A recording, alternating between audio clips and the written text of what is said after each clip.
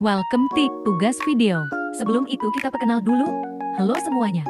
Terima kasih telah nakat video ini. Tugas membuat video SP1 halusinasi, menghardik dengan pasien, gangguan pendengaran.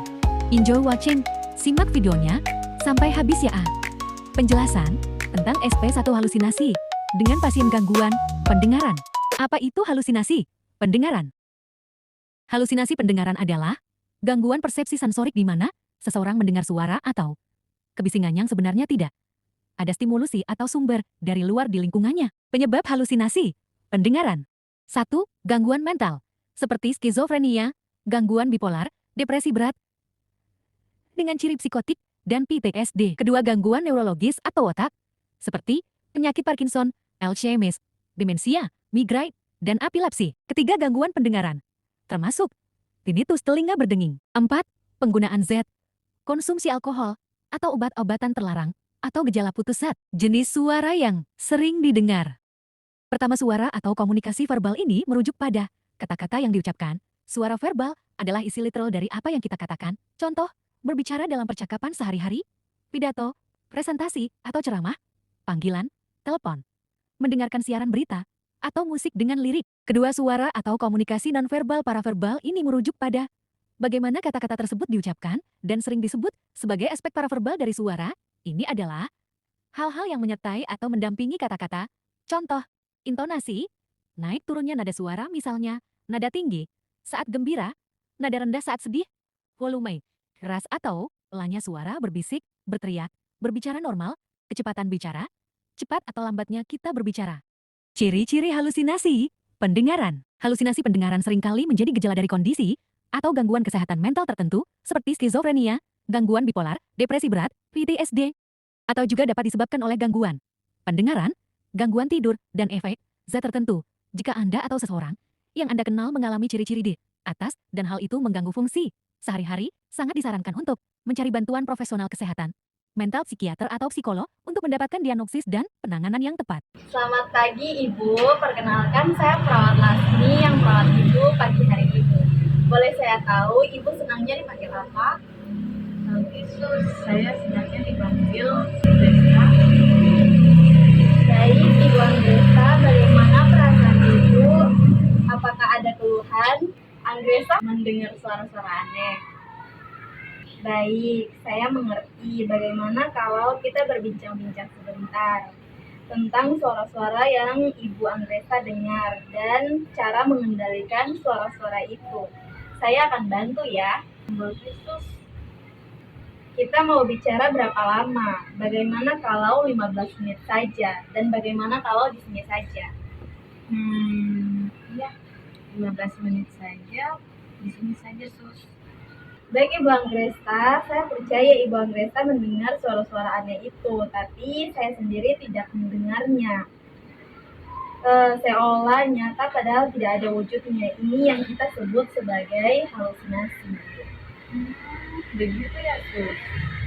Iya, bisa Ibu Anggresa menceritakan suara-suara apa yang sering Ibu Anggresa dengar?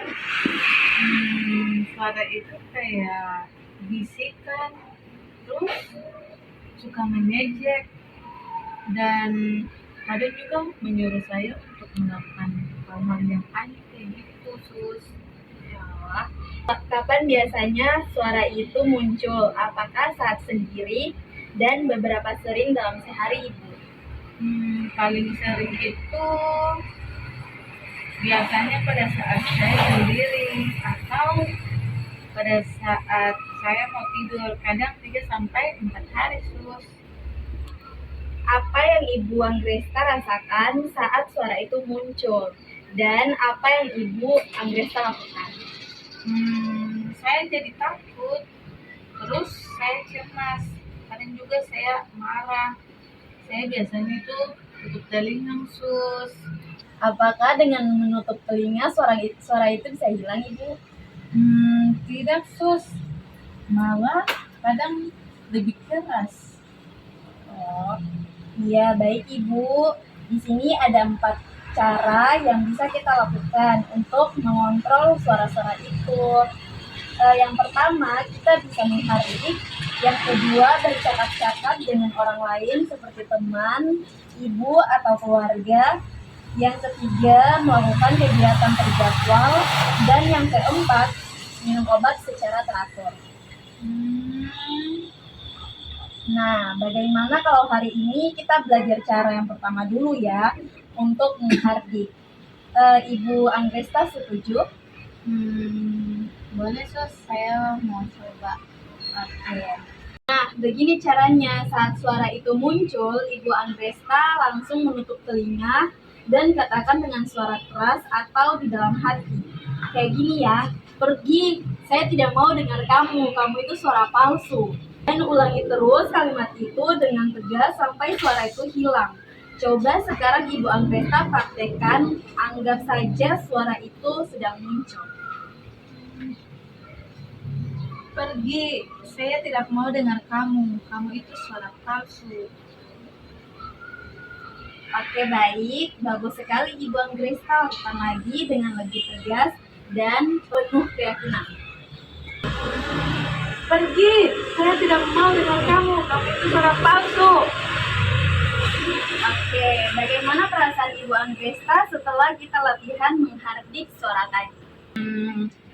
Saya lebih jadi lega sus dan tahu cara apa yang harus saya lakukan.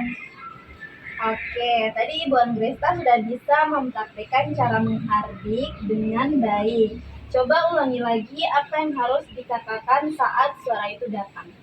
Saya tutup telinga, lalu saya bilang, pergi, saya tidak mau dengar kamu itu suara palsu. Hebat, jangan lupakan masukkan cara ini ke dalam kegiatan harian Ibu dan lakukan segera setiap suara itu muncul ya Ibu. Besok kita ketemu lagi ya, kita akan membicarakan cara kedua yaitu mengontrol halusinasi dengan bercakap-cakap dengan orang lain. Baik sus.